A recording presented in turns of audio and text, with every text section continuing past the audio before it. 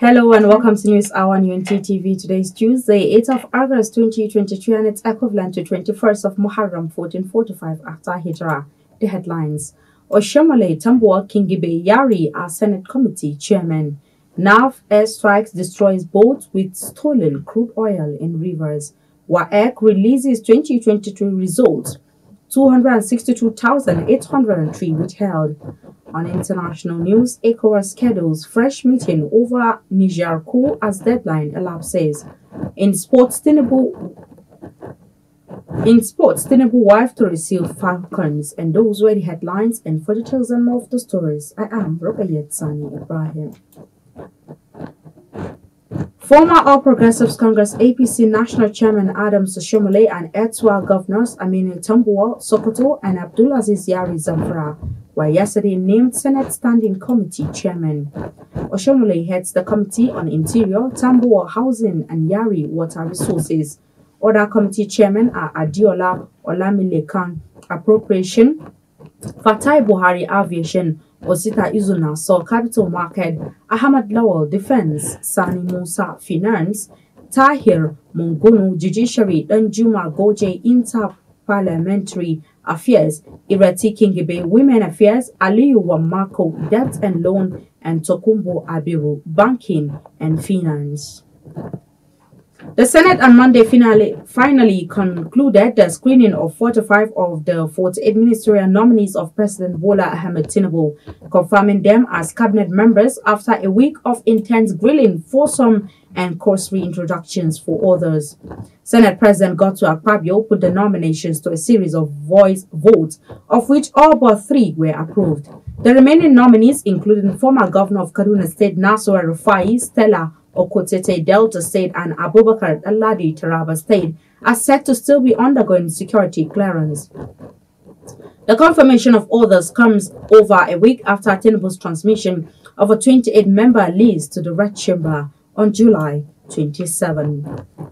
Festus Keyamo San, the Delta State ministerial nominee, has finally apologized to the Senate over his failure to appear before the 9th National Assembly when he served as Minister of State for Labor and Productivity under then-President Muhammadu Buhari. Earlier, Vanguard reported that the Senate screening degenerated into a rowdy session on Monday when Keyamo appeared before the lawmakers. This was after a point of order raised and motion moved by Senator Darlington Nwokocha, Labour Party, Abia Central. Nwokocha called for Keyamo's screening to be stood down over his past attitude towards the National Assembly when he was a minister. The Senate President Godswill Akpabio then called for a closed session. Immediately after the session, he dashed to the villa to see President Bola Tinubu. Thereafter, the screening session continued. However, it was reconciliation time as Keyamo apologized to the Senate and explained that the list of the beneficiaries of the 52 billion naira public works scheme was available for scrutiny. Before he was asked to take a leave of the Senate and go, Keyamo apologized to the Senate and was then asked to go and seen no more. The federal government on Monday backtracked and withdrew its contempt suit filed against leaders of the Nigerian Labour Congress and the Trade Union Congress for organizing a nationwide anti-subsidy protest on August 2, 2023. The development came barely a few days after the Federal Ministry of Justice sued the organized labour leaders for allegedly disobeying a court order barring them from leading the nationwide protest. The National Industry Court had stopped the organized labor from going on strike, but human rights lawyer and counsel to organized labor Femi Falana insisted the union could proceed on the protest. On Wednesday evening, the organized labor met with President Bola Ahmed Tinubu and reached an agreement to end the one-day protest. This came with agreements that the federal government will approve labor awards and expedite the implementation of subsidy removal. Despite the agreement, the Ministry of Justice sued the organized labor for court contempt, a development that angered labor leaders who later announced plans to begin a nationwide strike on August 14. However, the Federal Ministry of Justice on Monday said the government has backtracked from going ahead with a contempt suit. The ministry, in a letter dated August 7, 2023, signed by the Permanent Secretary Beatrice Jedi Agba, and addressed to Nigerian Labour Congress through its counsel Femi Falana San, said the contempt proceedings filed against the Congress for embarking on a nationwide protest last Wednesday was no longer valid. The air component of Operation Delta Save OPDS on Saturday conducted airstrike destroying 3 boats tapping crude oil from a pipeline in Rivers State. According to a statement by a spokesperson of the Nigerian Air Force, Air Commander Edward Gapwet, on Monday, the operation occurred at about 4 nautical miles southeast of Bile, a riverine area located west of Bonny Island and south of Port Harcourt in Rivers State. Gapwet assured that airstrikes against these economic saboteurs will be sustained until they desist from their acts of thievery and economic sabotage. He added that the Chief of Air Staff, Air Marshal Hassan Abubakar, has since directed all air component commanders nationwide to ensure they team up with other security agencies as they sustain airstrikes on all criminal elements in the country. The West African Examination Council (WAEC) has released the 2020 West African Senior School Certificate Examinations (WASSCE) results. The council stated that it was able to surmount challenges of insecurity and cash policy, among others, via technological innovation that saw over 91% of candidates' results released 44 days after the examination ended. Disclosing this, WAEC's head of Nigeria office, Mr. Patrick Oregon, said out of a total of 1,613,733 candidates that sat for the examination, the result of 262,803 candidates have been withheld due to reports of cases of examination malpractice. Mr. Oregon explained that out of the total of 1,613,733 candidates that sat for the examination, 1,361,608 candidates representing 84.38% obtained credit and above in a minimum of any 5 subjects with or without English language and or mathematics. He added that 1,287,920 candidates representing 79.81% obtained credits and above in a minimum of 5 subjects, including English and mathematics. On the foreign scene, the Economic Community of West African State ECOWAS has scheduled a fresh meeting over the Niger Republic coup, as the deadline earlier said for the military junta has elapsed. Recall that ECOWAS had met in Abuja in August, where a 7-day deadline was issued for the Niger junta to reinstate ousted President Mohamed Bazoum or rig sanctions, including possible military intervention. But the junta severed ties with Nigeria and some other countries sympathetic to Bazoum's cause rather than reinstate the deposed Niger leader.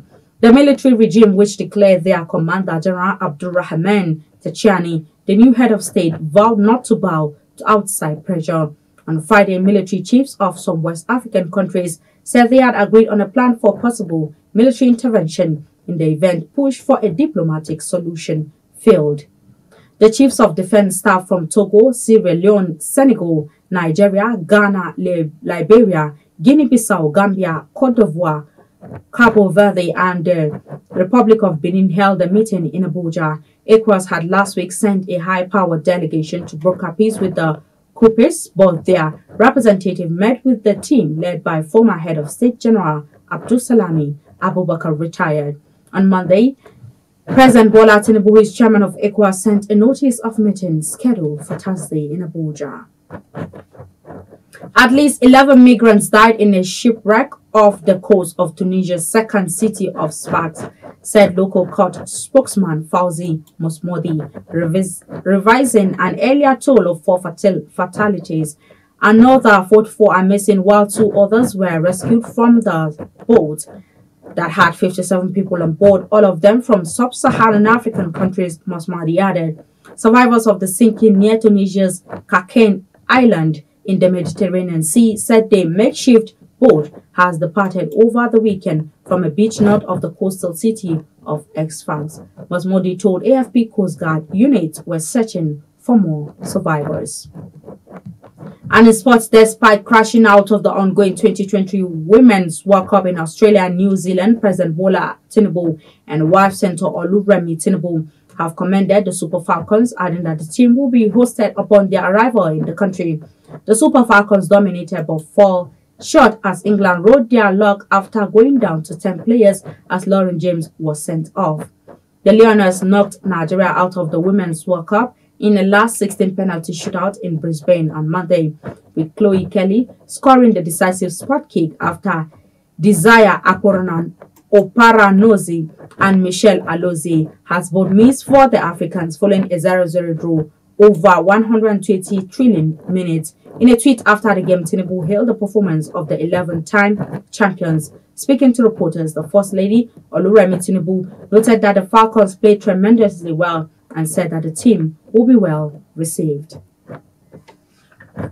And with the sport news, we've come to the end of our bulletin for today. You can follow us on our social media handles at Facebook, Instagram, and Twitter at Unity Radio FM TV, respectively. You can also watch us live on the satellite decoder Badarsat, which has been watched in about 8 countries of the world free.